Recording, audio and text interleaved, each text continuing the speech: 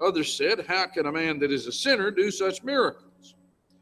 There was a division among them. They say unto the blind man again, what sayest thou of him that he hath opened thine eyes? He said, he is a prophet. But the Jews did not believe concerning him that he had been blind and received his sight, until they called the parents of him that had received his sight. They asked them, saying, is this your son, who ye say was born blind? How then doth he now see? His parents answered them, said, we know that this is our son, and that he was born blind. But by what means he now seeth, we know not. Or who hath opened his eyes, we know not. He is of age, ask him.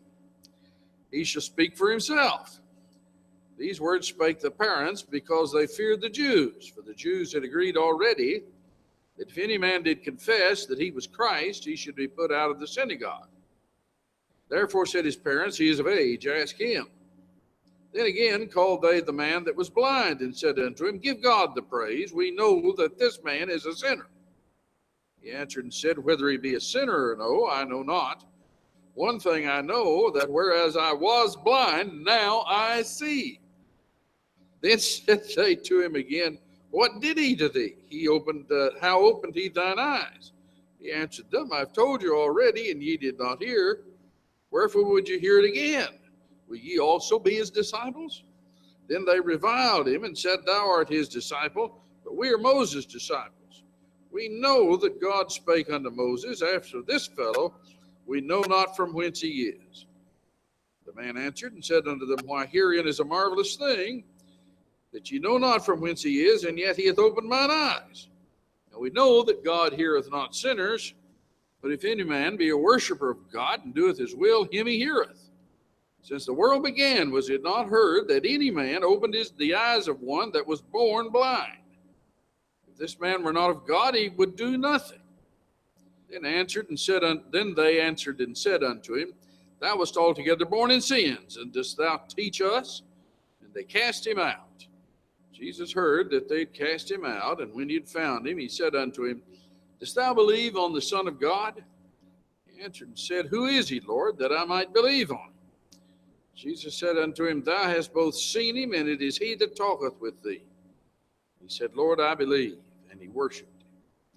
Jesus said, for judgment I am come into this world, that they which see not might see, and that they which see might be made blind.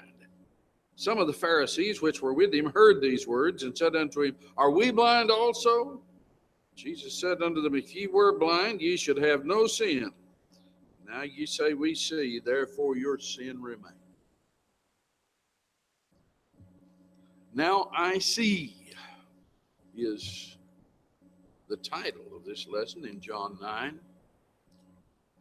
He beheld a man blind from his birth. His disciples asked him, saying, Master, did this man sin, or his parents, that he was born blind? Now, the interesting thing about this, perhaps there's at least one nurse here in the room, and one incipient nurse. And I don't know whether the rest of you realize it or not, but I think our children, our babies, are still treated the minute they're born, used to be, I know, for venereal disease, or the possibility of venereal disease, by putting something in their eyes.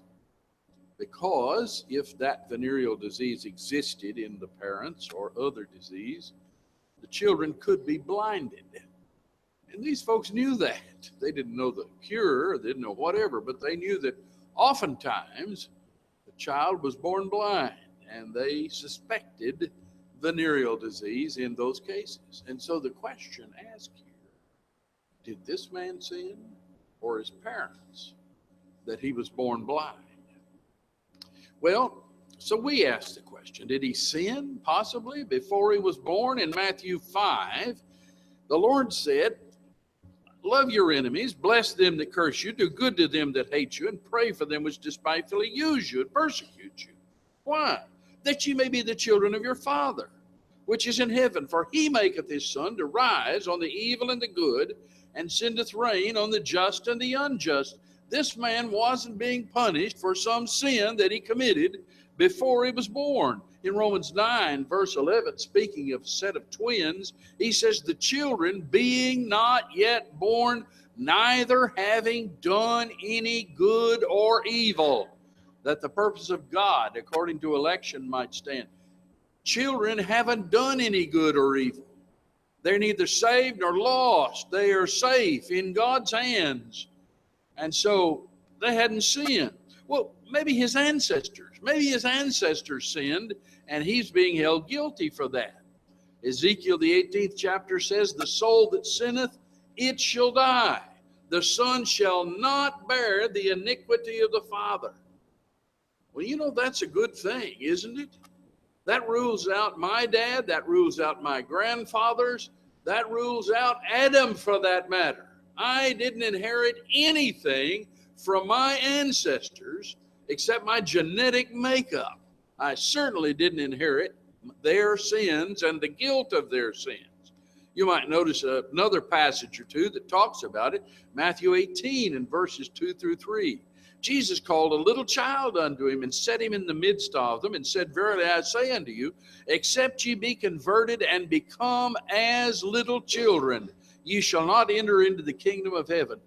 Now, how in the world could Jesus say that if those little children are, as the Calvinists tell us, and as a lot of religions tell us, so besotted by sin they can't think any righteous thoughts, they lie from birth, and they're full of sin from birth? How in the world could that be? We've got a baby back there. I believe, what is it? What is, forgot the name. I'll have to hear that another year or two before I can hold on to it. But it was just born a couple weeks ago. Do you suspect it's guilty of terrible sins because of its inheritance from its father? The Lord said no. Whosoever shall humble himself as this little child, the same is greatest in the kingdom of heaven. So it is true, Jesus loves and accepts children. In Matthew 19, suffer little children, forbid them not to come unto me, for of such is the kingdom of heaven. But this passage says that this event happened. This man was born blind, not because of his sin, not because of his ancestors' sin, not because of his parents' sin, not because of some genetic problem, not because of venereal disease, but this child was born blind to show the glory of God. Wow. That's hard, isn't it? Well, I want you to think about that just a little bit. Other gospels stress, for instance, the compassion of Jesus. And Jesus was compassionate to this man. When the Lord saw her, he had compassion on her and said, weep not, this is the widow of Nain. And came and touched the bier, the casket, and they that bare him stood still. And he said, young man, I say unto thee, arise. Why did he do that? Because he had compassion. You might notice Matthew, the 20th chapter. Jesus stood still and called them and said, what will ye that I shall do unto you? They say unto him, Lord, that our eyes may be opened. This was Bartimaeus and a companion of his. Jesus had compassion on them and touched them. So he had compassion on this man too, but there is no contradiction here. That's why I asked Mark to read that passage in 2 Corinthians 12. There, Paul was given a thorn in the flesh. And the Lord said to him, after he'd prayed 3 times that it would be taken from him, he said, my grace is sufficient for thee. There was a reason for that thorn in the flesh. There's a reason for this man to have been born blind, and it was to show the grace, the compassion, the generosity, the splendor of God. And so we shouldn't see in that a lack of compassion on the Lord's part. Well, I threw in here, just for the fun of it, just a couple of pictures of the pool of Siloam, or drawings of supposedly the pool of Siloam. I don't think those guys were there when it actually existed. But it was fed by Hezekiah's tunnel, which is referred to in 2 Chronicles, the 32nd chapter. Hezekiah stopped the upper water course of Gihon and brought it straight down to the west side of the city of David. Well, as this man is healed, his appearance is so drastically different. He's not stumbling around. He doesn't have a cane feeling his way. His face would have looked drastically different. A series of reactions follow that we've seen. One of the questions that arises, why does Jesus put mud on his eyes and told him, I'm not going to heal you here. You go wash in the pool of Siloam. Why in the world does he do that? He could have just spoken and healed him. Well, let's think about that. First of all, it may have been this, it may have been simple humility. You know, if he had healed him then and there, it would have been so startling. He would have never gotten away from the crowd that would have gathered. And so it may have just been simple humility. I don't want to be trapped in this enormous crowd that will develop. It may have been simply the idea of testing the blind man's faith. You know, I used spittle and made mud and I rubbed it on your eyes. Have you got enough faith to go wash in the pool of Siloam? Have you got enough faith to put up with all these people who are going to be talking to you? You know, the Lord asks us. The Lord's told us that he's going to heal us. He's told us that his son died for us. He's told us that salvation is available. Now then, how do you react to that? Well, he expects you to do something. He expects you to believe. Mark 16 says, believe. He that believeth and is baptized shall be saved. You need to do something. This man needed to do something. He needed to wash his eyes in the pool of Siloam. That was his part in his healing. It may have been simply the idea of heightening the suspense. You ever seen anybody, maybe you're one of them, you ever seen anybody who's a good storyteller? Oh my, you don't just blurt it out at the very first. You build it up a little bit in order to convince the crowd that lo and behold, this happened. It may have been that. It may have been simply to challenge their Sabbath traditions. This was on the Sabbath. He may have been challenged. There's some other traditions I want you to see in a minute, but it may have been simply to challenge that. In Mark 2, here he says, the Pharisees said, and behold, why do they on the Sabbath, his disciples, were gathering grain? This happened on the Sabbath too, by the way. Why did they on the Sabbath do that which is not lawful? He said unto them, have ye never read what David did when he had need and was a-hungered, he and they that were with him? Remember, they went through the cornfield. They were hungry. It was on the Sabbath. They reached down and scooped off some heads of grain, stuck them in their mouth, and chewed them. Today, you call that fiber one. But they just put that grain in and chewed it up and went from there. In Mark 2, verse 26, how he went into the house of God in the days of Abiathar, the high priest, and did eat the showbread, which is not lawful to eat, but for the priests, and gave also to them which were with him. And he said to them, the Sabbath was made for man, not man for the Sabbath. Therefore the Son of Man is Lord also of the Sabbath. Now I want you to think about that just a minute. He says the Sabbath was made for man.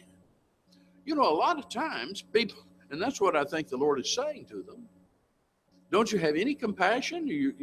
These men were hungry. They were walking along. It's not as if they were laboring in the field.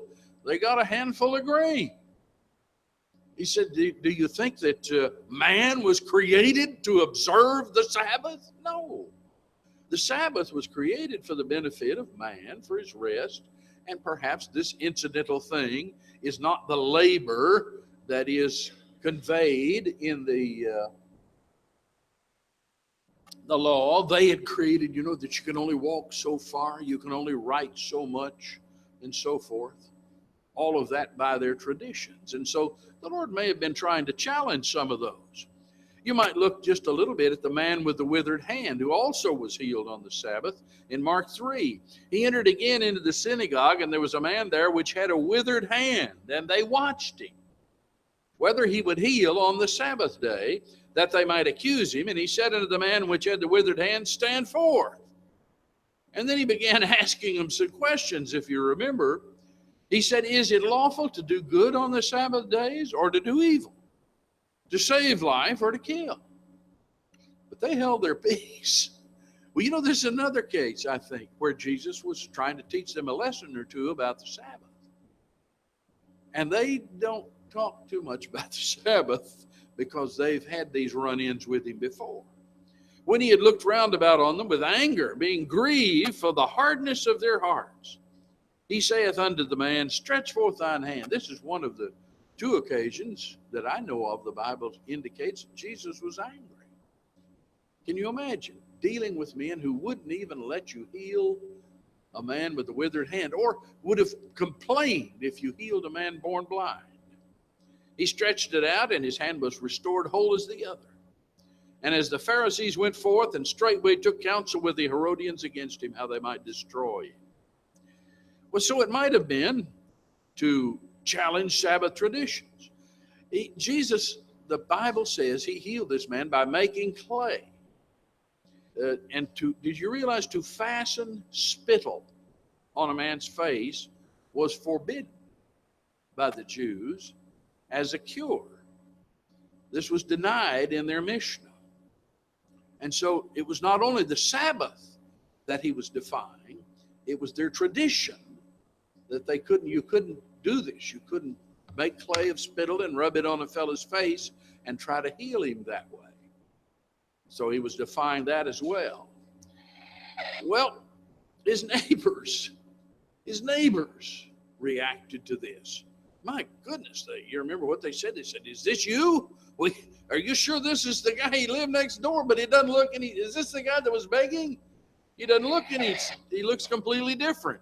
It's about like if you go down here to the corner of 38th Street and High School, there will be at least two guys standing in the middle of the street begging. I have a strong sense that if you stood there long enough and just sort of watched them, because the news people have done this on several of these people, that you would see them maybe straighten up, walk off, head over to their caddy, and drive off at the end of the day because their job shift was done.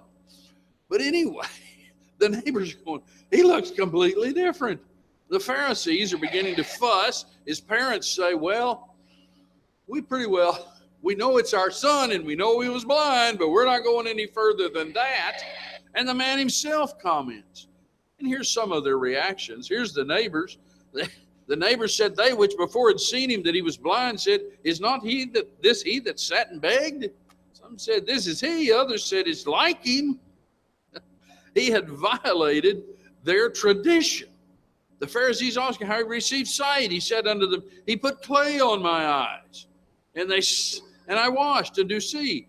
This man is not of God because he keepeth not the Sabbath day. Others said, how can a man that's a sinner do such miracles? And there's division, and they began to abuse Jesus. This man. It says, then they reviled him and said, thou art his disciples, but we are Moses' disciples.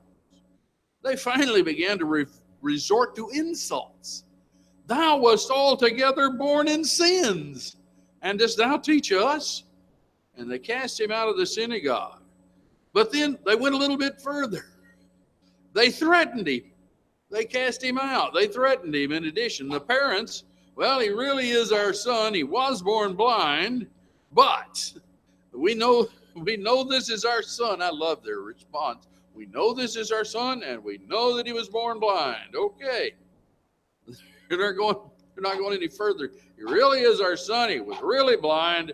Who cured him? We don't have any idea.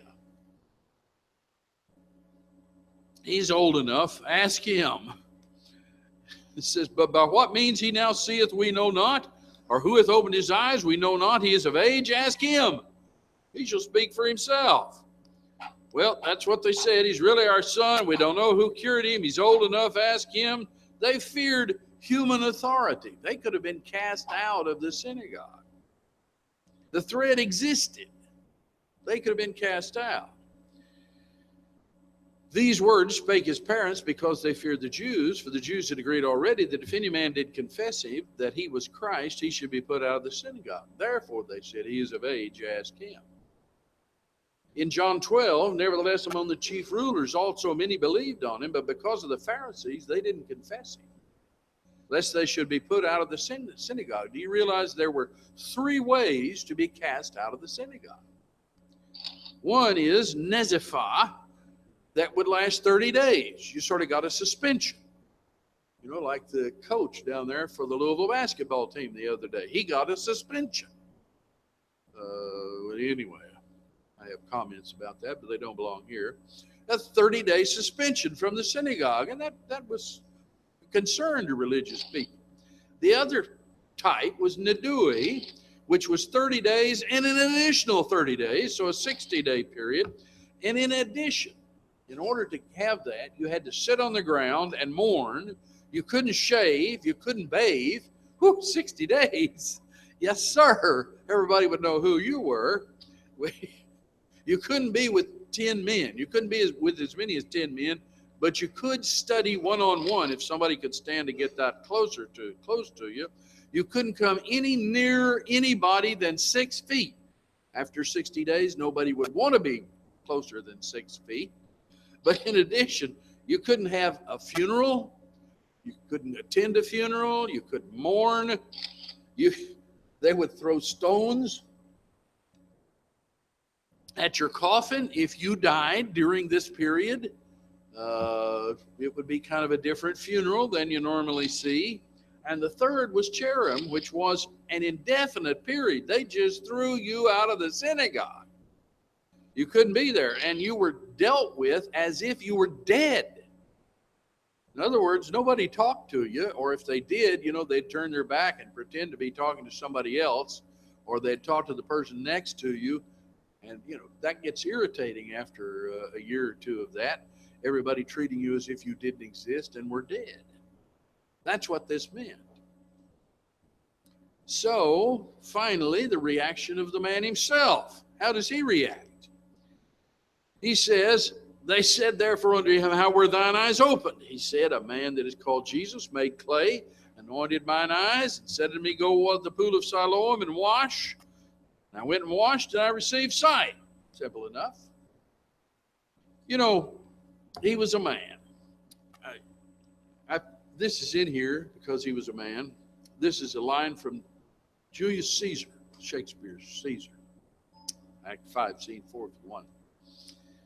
But I know there's been I'm having so much difficulty understanding all the kerfuffle over.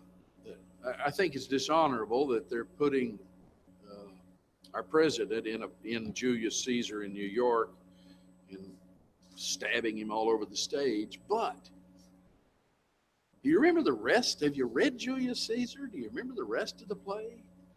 That big Mark Antony speech that everybody used to have to learn in high school.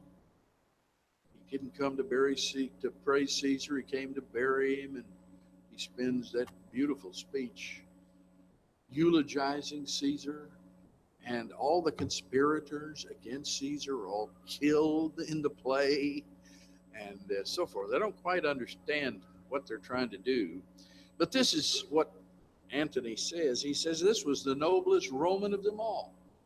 All the conspirators, save only he did that they did in envy of great Caesar. He only, in general honest thought and common good to all, made one of them. His life was gentle, and the elements so mixed in him that nature might stand up and say to all the world, this was a man. But this blind man was a man. And he spoke in that sense. And he said of Jesus, well, surely, obviously, he's a prophet. They say unto the blind man, what sayest thou of him that he hath opened thine eyes? He said, he's a prophet. Simple enough. The man answered and said unto them, why, herein is a marvelous thing. You know not from whence he is, yet he hath opened mine eyes. We know that God heareth not sinners. Yet if any man be a worshiper of him and doeth his will, him he heareth. Since the world began, was it not heard that any man opened the eyes of one that was born blind? If this man were not of God, he could do nothing. He's obviously a prophet. Matthew 16, that's what Jesus asked his disciples. Who do men say that I am? I, the Son of Man, am. He said, some say you're John the Baptist, a prophet. Some say Elias, a prophet. And others Jeremiah, or one of the other prophets. Obviously, they thought you were a prophet. Napoleon made this statement of Jesus. Believe it or not, I don't praise Napoleon as any kind of a Christian. But he said, I know men, and Jesus Christ was no man. He did not have sin. He was obviously of God. Jesus heard that they'd cast him out, and when he'd found him, he said unto him, Dost thou believe on the Son of God? He answered and said, Who is he, Lord, that I might believe? Jesus said unto him, Thou hast both seen him, and it is he that talketh with thee. And he said, Lord, I believe. That's all he needed. He knew what he'd done. He said, Lord, I believe. And he worshiped him.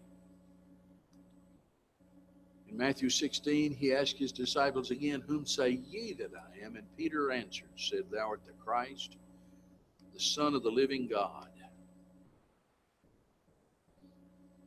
You know, in the case of this blindness, both parables in the scriptures and miracles had a spiritual application. The parable is in Matthew 13, verses 1 through 9. You know that. Here it's the parable of the sower. You should be familiar with it. But in verse 10, the disciples said, Why are you speaking to us in parables? He answered and said, It is given unto you to know the mysteries of the kingdom of heaven. But to them it is not given, for whosoever hath, to him shall be given, and he shall have more abundance. But whosoever hath not, from him shall be taken away even that he hath. Therefore speak I to them in parables, because they seeing see not, and hearing they hear not, neither do they understand. And in them is fulfilled the prophecy of Isaiah, which saith, By hearing ye shall hear, and shall not understand, and seeing ye shall see, and not perceive. This man was born blind. His neighbors couldn't believe it. The Jews completely rejected him and threw him out of the tabernacle, out of the temple, out of the synagogue, excuse me. They had seen it, and they couldn't believe it. They couldn't place themselves in these parables in the proper spot. They couldn't learn from the parable. They didn't know that they were the man among thorns. They didn't know that they were the man on the wayside. They didn't know that. They didn't put themselves in the right spot. And that was the great requirement of the parables. You had to know what applied to you. Only in one instance that I know of did Jesus make it so abundantly clear who he was talking about in the parable. And it was, I believe, his last parable. That was that parable of the vineyard. Remember the not the laborers in the vineyard, but the parable of the owners of the vineyard, where the owner of it sent to the renters time and again. He sent people to collect the rent, and they threw them out. And finally, the parable says he sent to them his son,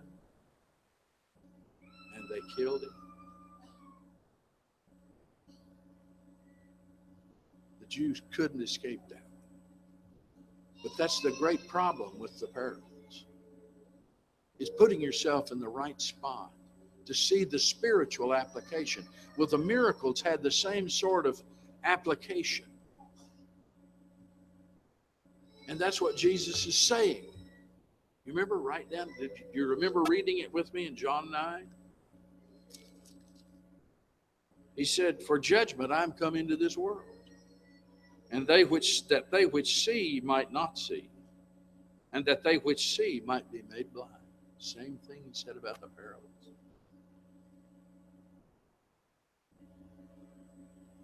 Same thing. These people's heart is waxed gross. Their ears are dull of hearing. One final passage this morning. In Revelation 3, verse 14, he says, I know thy works. Thou art neither cold nor hot. I would thou wert cold or hot. So then, because thou art lukewarm and neither cold nor hot, I will spew thee out of my mouth.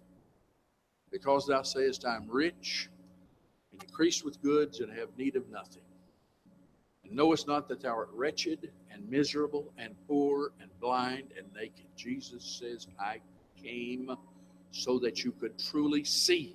I healed this blind man so that he can see, but it has a spiritual application. You need to see beyond just the idea of blindness, physical blindness, to spiritual blindness, and open your eyes so that you can see. He says, I counsel thee to buy of me gold tried in the fire, that thou mayest be rich, and white raiment, that thou mayest be clothed, and that the shame of thy nakedness do not appear. And anoint thine eyes with eye salve, that thou mayest see. It's a simple lesson, isn't it? The Lord thought it was so important. The Holy Spirit thought it was so important that he inspired the Apostle John to devote an entire chapter. I used to make a list of what I felt were the 5 parables or 5 miracles that were the most profound in the Scriptures. The feeding of the thousands, the raising of Lazarus, the man born blind, the resurrection of Jesus, conversion of the Apostle Paul. If you can read about those and still fail to open your eyes and believe, you may be beyond hope. If you're here this morning, it's time for you to take your part. The Lord's done his part. He rubbed the eye salve on the man and said, you go wash, and you'll come see. And the man said, now I see. And so this morning, the Lord's done his part. His son died for you. Now it's time for you to do your part. Believe, repent, and be baptized. Come while we stand and sing.